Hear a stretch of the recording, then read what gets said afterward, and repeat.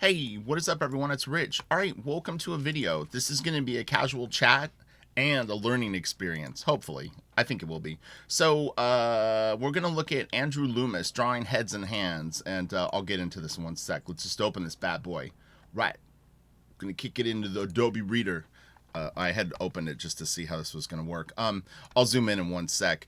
So, yeah, yesterday I have been getting notifications through my Gmail that my Gmail account was almost full, and I do a lot of work stuff with it. So I was kind of trying to figure out like what was going on, because I do send large files like to the colorists and my editors, and just what I mean. I'm dealing with sometimes pretty big files, so I go through my email occasionally and clean it out. But I cleaned it out a lot, and like there was still like 14 and a half gigs worth of stuff.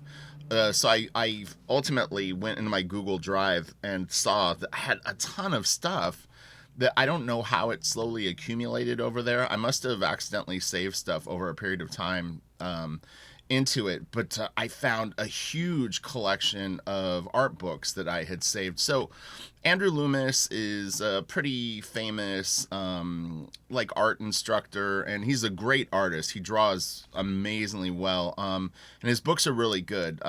He's very well spoken. He's very encouraging. There's a sense of humor in it, and again, he draws just killer. So some of the stuff may seem a little dated, but honestly, the core elements of everything that he shows you, you could take in literally any direction you want. None of this stuff changes.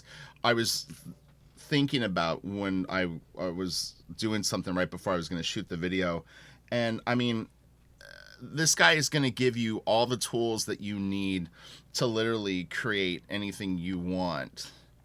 Sometimes people get caught up in like the aesthetics, and they're like, well, I don't really want to draw like this. And it's like, you'll see as we get into it, that you focus on the big picture, the structure, the way that he lights stuff, all that. And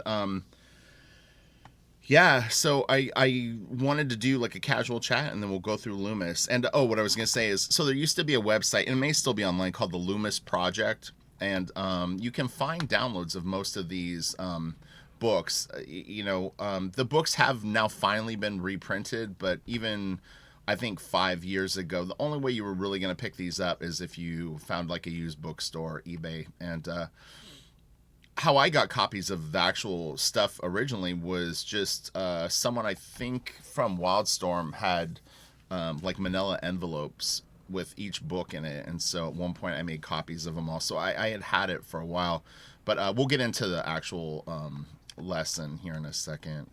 And you could really just listen to this video again. It's just going to be a casual chat, but I thought two of the most important things, you've heard this a million times, like for most artists, is faces and hands. It is a big deal. And the reason being is, especially as a comic book artist, just go through any comic book that you own and look at how many heads there are and how many hands. It's hands down, literally, probably the thing that you're going to draw the most. And then the next would be figures, and then having a good perspective understanding, which really will help you draw everything better, including heads, because you can fool yourself into thinking that this stuff isn't in perspective, but it's very much in perspective. And once you can see that, like I can pretty much look at stuff now and almost superimpose like a wireframe over anything I look at, like the topography. I can just see the planes, and as I get better at memorizing the stuff, it will be even more useful. So anyway, if we take a look at these heads,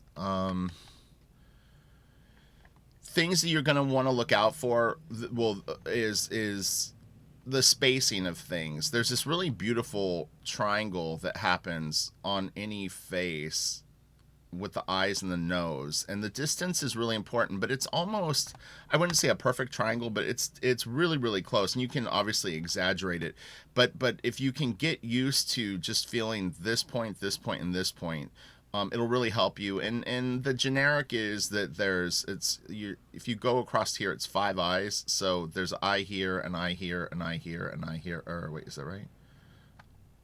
I guess it's 6 eyes across. 1, 2, 3, 4, 5. Oh no, 5. And you know, I find in comics that we tend to space the eyes out a tiny bit more, but it's definitely in your best interest to have approximately an eye's width in between the 2 eyes here. And the other thing that's important is I find myself doing it is if I'm just riffing, I'm forcing myself now to put in the hairline and then also some of the bangs and stuff like that. Because if you draw a lot of bald heads, when you have to start dealing with hair, it can be kind of a handful to do. And he's got some nice simple drapery on this character here. So again, this isn't necessarily like a drawing lesson. And again, his chats with the reader are always very kind of fun to read and quite pleasant. So he's talking about distorting your heads. You really want to make sure that the spacing is good, because it's very, very easy to start to, stretch things out like this way, like where you might have a good sense of separation between your eyes and your nose, but your mouth and then the jaw starts to drop. It's a really common thing, and depending on how big you draw, proportions get trickier too. If you're working on a fairly large piece of paper, you know, you can drift, and then you know, squishing the head this way and stuff like this. But as cartoonists, we actually are sometimes encouraged to do things like this. Like, this could be a cool monster head. This could also be a cool monster head. I don't really have a problem with these drawings, except if I'm trying to draw a heroic male or an attractive female, and you start to get weird stuff like this. But generally speaking, you want it to sort of be attractively proportioned. So it's just something that you're going to need to monitor on yourself. And a few good ways to check your drawings, like the generic one is to do a reverse. I'm not in Photoshop, so I can't like do a mirror image of these, but you'd be surprised that even as well drawn as these heads are, I can see a couple that are kind of crooked just a little bit. Like, these eyes are off a little. I mean, I don't think it necessarily needs to be fixed, because a lot of people have this is off a little too. But the the other thing you can do is just actually take a photograph of your drawing and then look at it on your phone or in Photoshop, and you'd be amazed how much stuff you'll just catch just not looking at the paper.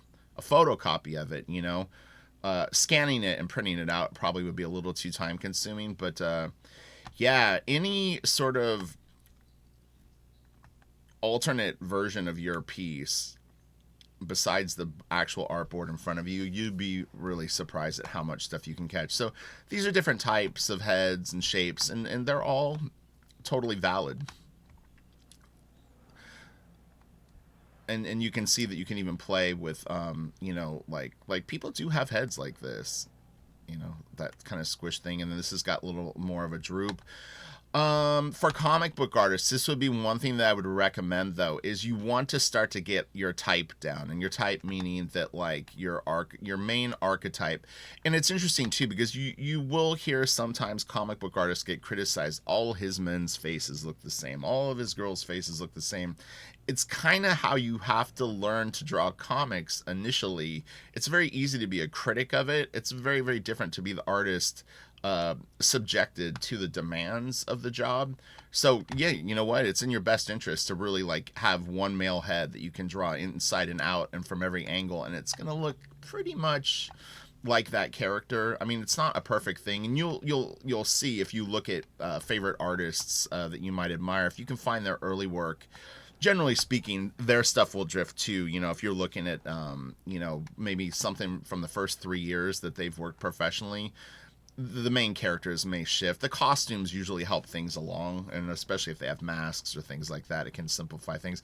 Even still, I see people draw Batman in comic books, and it's like, you know, the Batman will look different, you know, page to page. The ears and all the stuff can really kind of shift. But, you know, like, here's a very handsome male. You can see when he sort of carves it out, he's showing you more the planes of the head here, but any of these are valid approaches, meaning you can go for smoother, more roundish shapes. You can carve it out more like the Sorrow Head. I've mentioned it before, but the Sorrow Head is, I think it's Asaro. But if you Google that, it's it's a model head. It's about the size of a human head. It's quite big if you see it in person.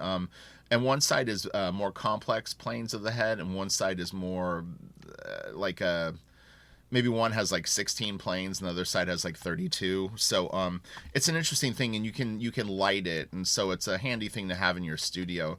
I wish they would make a small one, you know, one about the size of like a softball would be nice. But these are all very, very attractive, and there's different ways that, like, J. Scott Campbell kind of does something more like this. If you ever see his under drawings, like when he draws like a girl's face, he will do this more.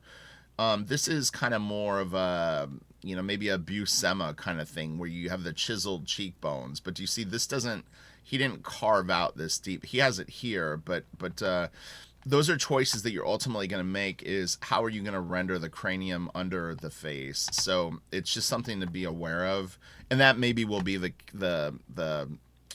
real focus of this video would be, these are all choices that you get to make with your stuff, and it's what's going to sort of like create your style. So, like, do you want to have these sort of chiseled cheekbones, or is there another way that you can draw a handsome man's face that, you know, maybe you come up from here, you highlight the jaw a bit more, you mellow out the cheekbones, but he still has a strong heroic face, just not so much the sunken cheekbones. Then as you get into more stylized characters, you know, it'll all add character. A bigger nose always is gonna, you know, either add like a comical element or could add wisdom.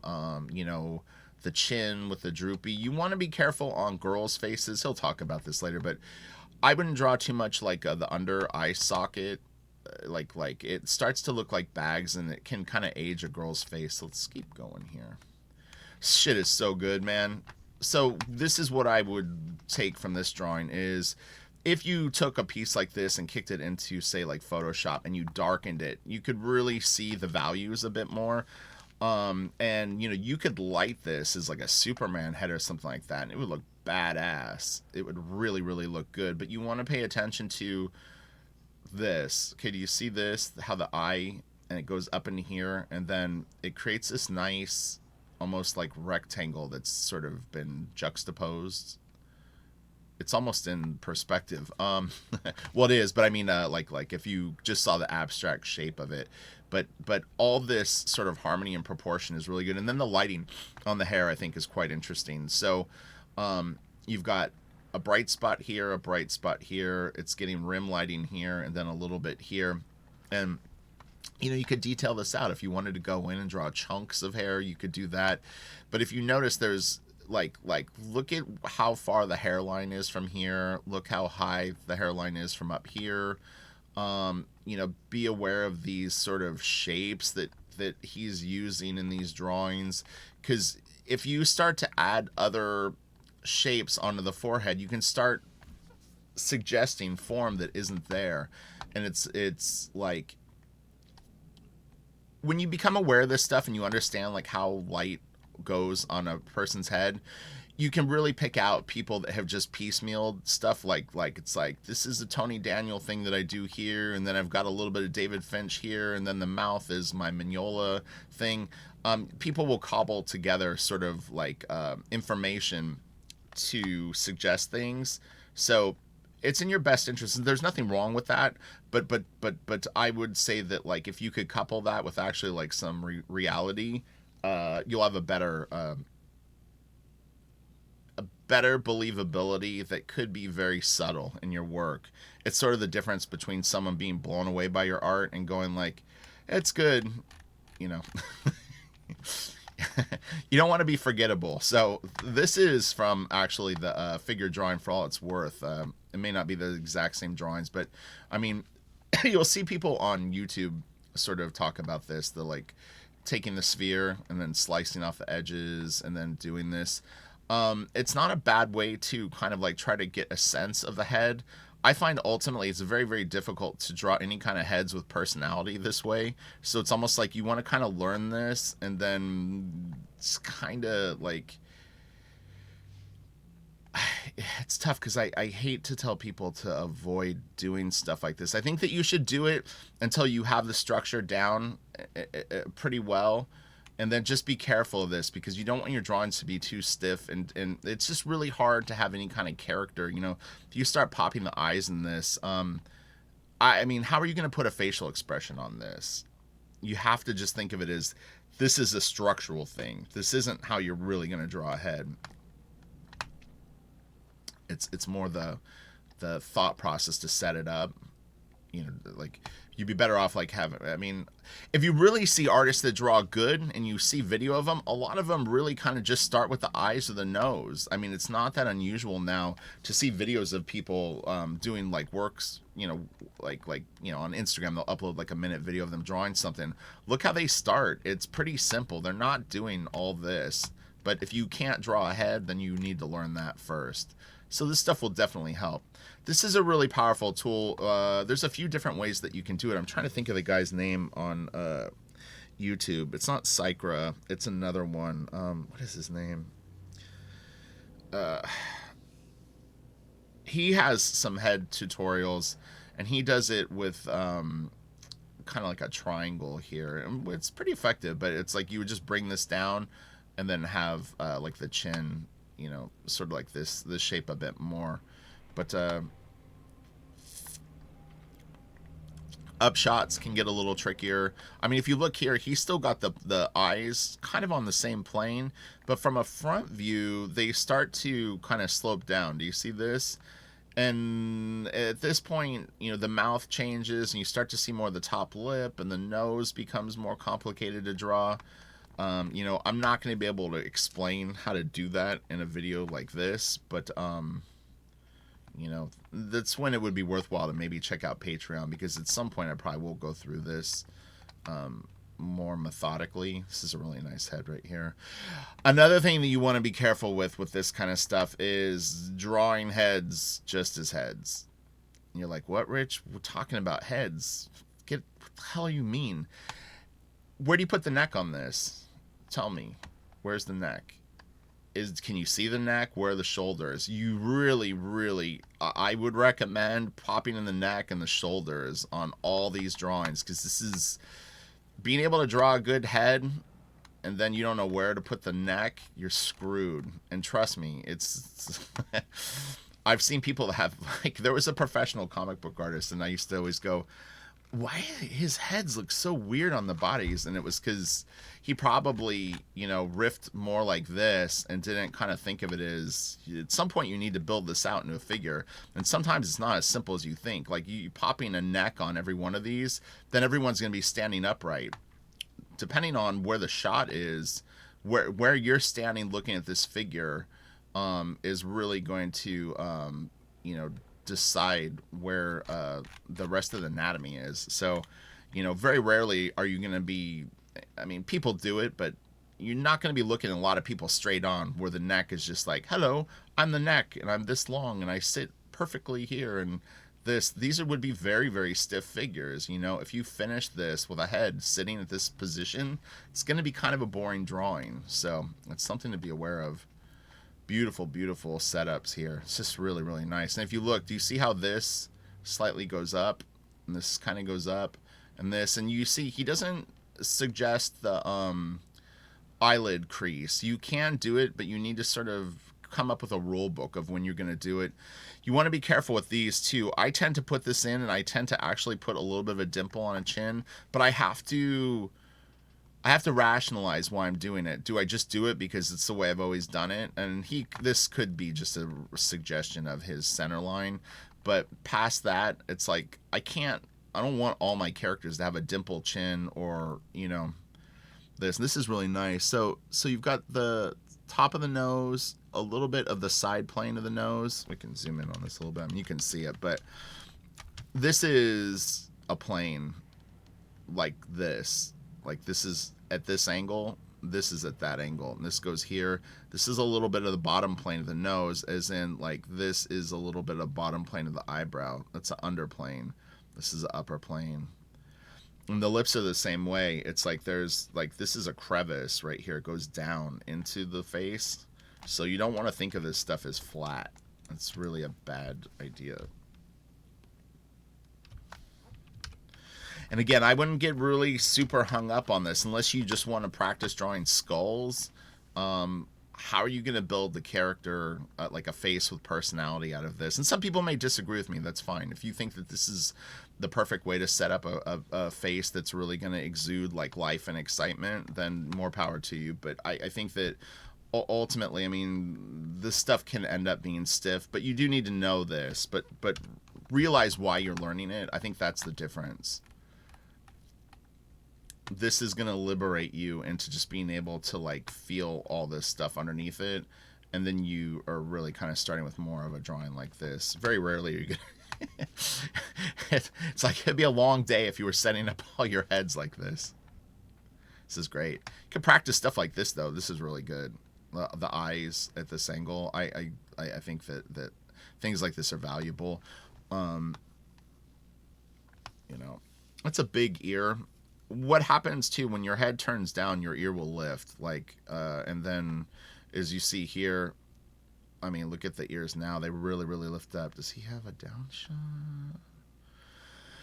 And is the head, like if this was looking up, like as you start to look up, I mean, your ears basically sit between your like eyebrow. Well, does he have a front view? Yeah, I mean, like from here, and they kind of go to like to the base of your nose. It depends. I mean, they can be smaller, and people do all kinds of different things with them. But yeah, if you're looking up, yeah, see the ear drops.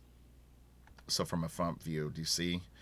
So but the thing is because the head is a rectangle or a sphere, whatever you want to think of it, the shape is really going like this, and that's why the ear drops. You see this, the line? So as you start to look up, the eyes start to drop, the nose will lift up into the eyebrows. You see this, how like it's going up higher and higher? What's interesting is, look on this drawing though, the eyes leveled out. I would tend to want to do them even more crooked. So not saying that one is right or wrong. You're going to kind of have to use your best judgment. But then do you see here? Now you're literally seeing the underside of the lips. This is you're seeing the front of the lips. You're seeing more the under, and then you're seeing completely under. The shape is similar, and then you know here you start to see the chin underneath of it. But you know, again, it's going to be really rare that you're doing tons and tons of characters that are just straight on looking up. And that's where comic books becomes complicated, because you can learn all this stuff and then you have to start to apply it to like you know, a character flying towards you. It's like, oh man, there's no neck on that. Where do the shoulders go? So you're going to want to couple that. This is great right here. I always love this. These are really cool. Looks like Chris Isaac. That's nice too. Man, really cool. He's got a great, I mean, for as simple as these noses are, this has really got like a lot of form to it. I mean, it's just so solid. This is just really expertly placed in. This too, that's such a hard shot. Really challenging. This too, you know. I'm telling you, comic book artists are such badasses.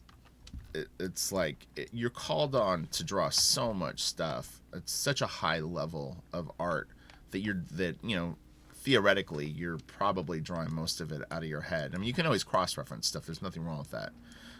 But you know, generally speaking, the super badass cartoonist, comic book artist, and that can mean a lot of different things. Jim Lee is a cartoonist. Mike Mignola is a cartoonist. Leinil Yu is a cartoonist. Sean Gordon Murphy is a cartoonist. I mean, they're not like they're illustrators too, but they're taking reality and putting a lot of style on it. These are nice. These are good to learn too, because this is the planes of the head. This is similar to the Asaro head concept, which is this is a plane, this is a front plane, this is a front plane. You've got, you know, this, and this on the eye socket. Do you see? Like, this is a plane, this is its own plane, this is its own plane. Eyelid. a sorrow head will break this down into even kind of more geometric shapes. This is a plane. This is a plane. This has got 3 planes. You'll see comic book artists where they render here, like they have this little sort of like, you know, cross hatching here. That's what they're showing you is this. And again, the cheeks are a very, very, like, I think this is a very personalized area, this right here, of how you handle it. And it really can make your faces look quite different. So it's a fun area to play with and decide how you're going to render it. These are great heads. Look at this, how solid these are.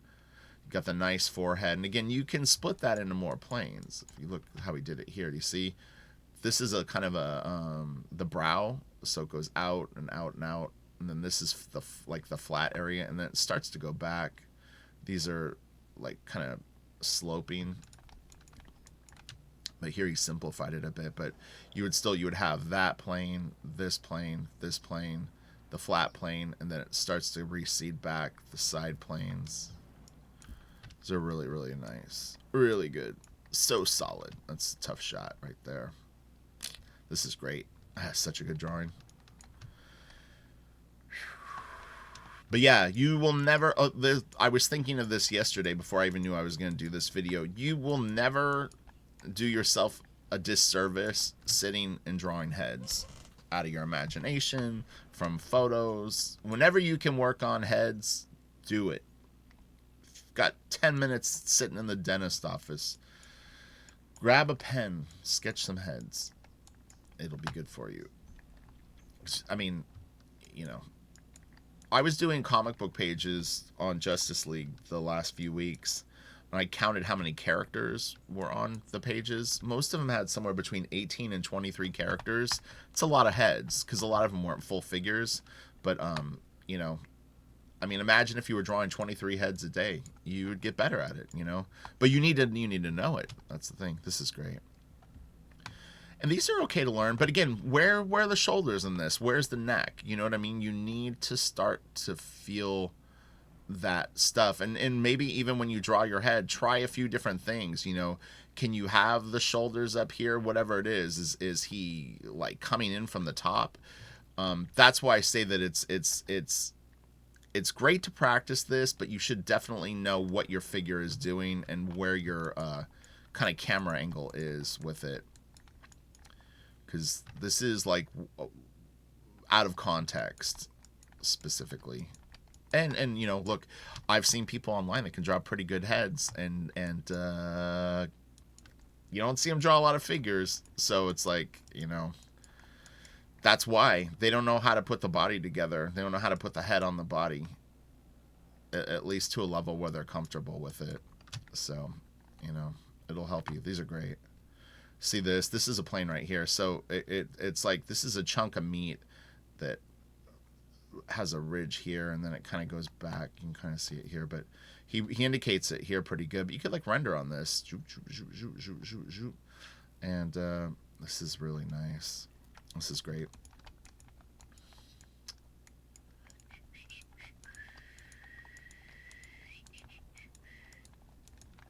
These are cool. This is nice. You know, I mean, a lot of character in these faces. A lot of character. But where are the shoulders on this guy? You know, what's he doing? What's his body doing? Rhythm. Rhythm's very important in your drawings. People think of it kind of as more of a figure thing, but even stuff like this, I mean, there's definitely like a flow and a rhythm to all these lines. You know, there's a beautiful kind of dance going on through it. These are real good. This is a great head. Dropping out lines is a really, really effective, you know, tool to have in your toolbox. And in comics, we do it a lot. Like if this face was really lit heavily from this side, I mean, you might start actually pulling out even more of this stuff.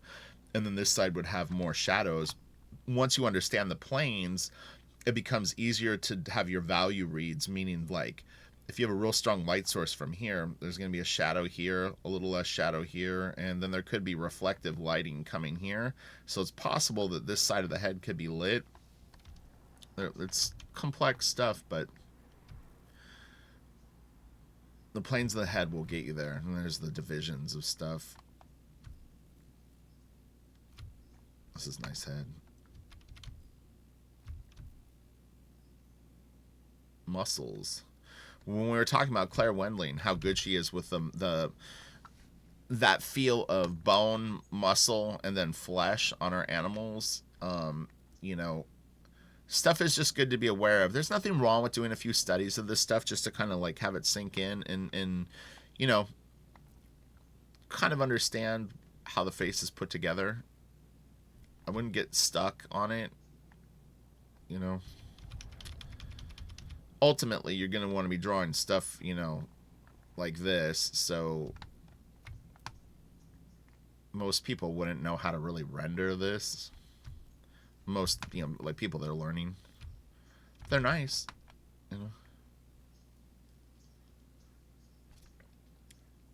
You want to, like, if you can learn where muscles start and stop and how they overlap, it will definitely be super, super beneficial to you. That's sort of stating a given, but you know what I mean, like. And look, I mean, if you could memorize 2 muscles a day and really go like, okay, I know for sure that this muscle starts here and goes here. I mean, in 2 months, you would have all the muscles memorized. It's that simple. People, I mean, there's a lot of variables as you try to draw figures in different positions, but I mean, just think of stuff that way, you know? I'm going to learn to draw noses today. I'm going to get better at drawing noses. I'm going to learn how to put lips on an actual plane and not just draw like the indication of lips. And I have no idea what the form is, you know? This is all 3-dimensional shape. It's not this. It's not just like, oh, squiggly line, you know. Your drawings will look very flat if you can't feel the form. Same with the eyes. So important. It's easy to look at this and just think of it as flat stuff, even though these are curved lines. But if you can think of it like this, and like the eyeball, and then putting the eyelid over it, putting the eyelid around it, that's what's going on here. Do you see that? This goes over it. This goes around it. That's how much of the eye you see. This is a circle or ellipse that moves around on this sphere. So it's not always a perfect circle. It can get distorted depending on the angle of it. But if you can't draw this ellipse on a sphere, how are you going to do this? It's not going to be believable. But you don't get stuck on the mechanics of it. Just understand the concept of it. You see how it's even stretching out that way, or it gives the illusion of it. I mean, it looks bigger than some of these other pictures. They're beautiful eyes. This is great. I do this a lot. You know, I try to feel the eyeball, the lids, and then I'll kind of in my mind or even sketch it lightly that, and then I stick the eyeball. The pupil is last. See, no flat plane. Mouths. With mouths, what I would recommend is try to like get pretty good at drawing the mouth closed, and then slowly start to move into like slight suggestion of teeth inside of it. You know, and then maybe like this where you're seeing a bit more. But you get too toothy with stuff, it can look weird. Like, I'm not a huge fan of like these 2 drawings. I don't think that there's really much of a time where you would have someone's face like that. More extreme, like a snarl, yeah, like stuff like this, I think. And I would even have played this up a bit more. But these are nice. Like, this is good. But yeah, get used to drawing this first, and then start to incorporate, you know, this suggestion of teeth. You can get a lot of mileage out of that, and then maybe one good smile. You know, you want to have characters that can grimace and smile. The nose, you know, it's really complicated. I find the nose the trickiest thing on the face to place. Ears are pretty easy. And ears can look a lot of different ways. If you can just get the gist of where they sit, the size of them, and then kind of like this, and then that it kind of curves back up, you'll be fine. You know, there's all these little nuances, but it's about 6 or 7 things that you need to memorize, so not a big deal, you know. And if you notice, most people only put a couple of them. Like, this has got this, and a little bit of suggestion of that. So he's only using like four of the things, and this one's even more simple. And it's interesting if you really study artists that you like. It is fascinating when they decide not to put more. I think that pick a favorite artist and sort of look at these drawing books or photos, and then kind of like see how they how they use it, how they allocate the level of detail. Like what do you think affected it? Was the size of the head that they drew? Was it a big headshot on the page, so they put more detail, but the little tiny ones they didn't? And it's all stuff you need to consider. So it's a lot of decision making, but it will become more natural. You'll just trust your eye. You'll see it and you'll go, good enough. I don't think Loomis is like going like, should I do the 5-line ear here or the 2? So cool. Again, these are a lot of straight on shots. I mean, they're nice, but man, I think they're good as the example. But I mean, you're gonna basically just have a lot of people standing straight forward looking at you. So you know what I mean? Like your best bet would be like learn this face from like a 3/4 view or like a 1/4 view, like angles like this more. But this is usually the foundation. But I've said this in anatomy videos before, is like I think one of the worst thing anatomy books do is they show you the figure straight up and down, like like the sort of the T formation or with the arms down. It's like when you're learning a figure based on something that stiff, and then you have to put it into motion, you're already, I think, starting a little bit under the gun. It's tricky, because it's not a very useful angle other than just to show. But the problem is that I think young artists and people that are trying to learn really devote a lot of time to that, to that pose. And then when you all of a sudden have to turn the figure at any kind of like complicated angle, it's like it can go out the window for some people. Some people acclimate though quite well. It just depends on I think a lot like your influences, honestly. Like I think the people that are really into cartoons and animation and stuff like that transition quicker because they're used to seeing figures at all kinds of angles because of the animated quality of it. This is really nice.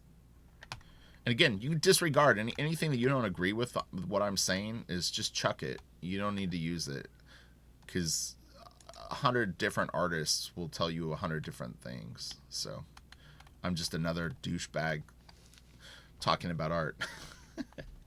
This is cool. These are nice.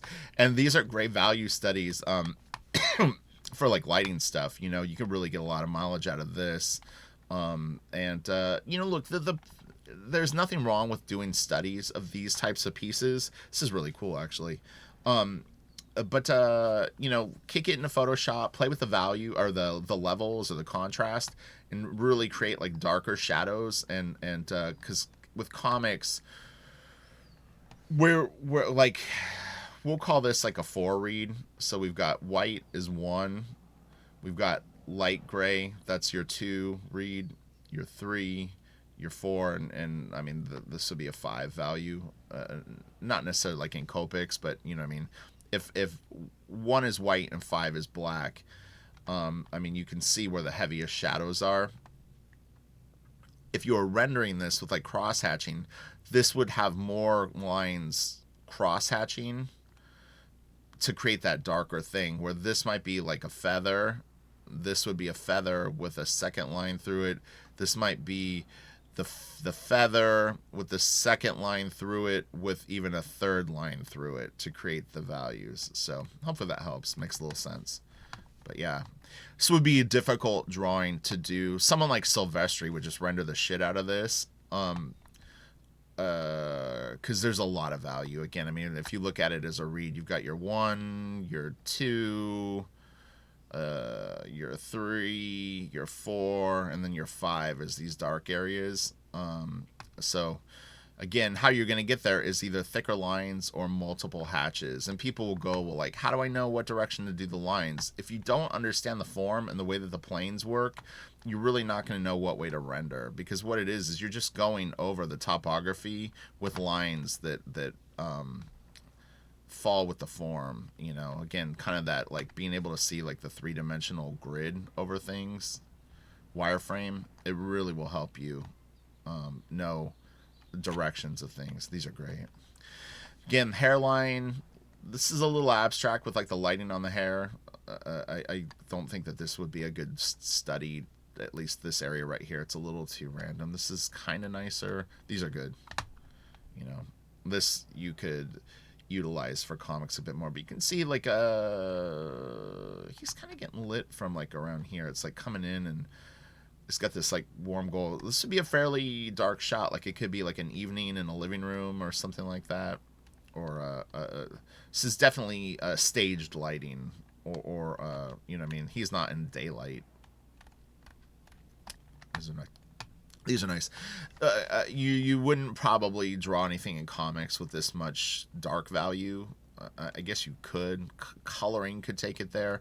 You'll see Adam Hughes sometimes will set up pieces like this. He colors his own stuff though, but these are dark values for a comic book drawing. But this you could use. These are nice. The hair is really good. The hairstyles are a little dated, but like this is nice. I mean, you could see this on like a Captain America or Young Cap. So I think I'm going to end the video here, and then we'll come back to this. We'll go through this whole book at some point. So yeah, let's stop right here. We'll stop on girls. I actually, I wish that I had more time. I would like to work on the girls next, like now. But yeah, so we'll stop here. Have a great day. Hopefully this was at least fun to listen to, and you know, use your critical thinking. Again, if you disagree with something that I said and you think it's bullshit, more power to you. You know, then you go your own way, but hopefully this will give you at least an opportunity to consider things. All right, talk to you later. Bye. It's like getting out of this is always interesting. All right, let's do this later.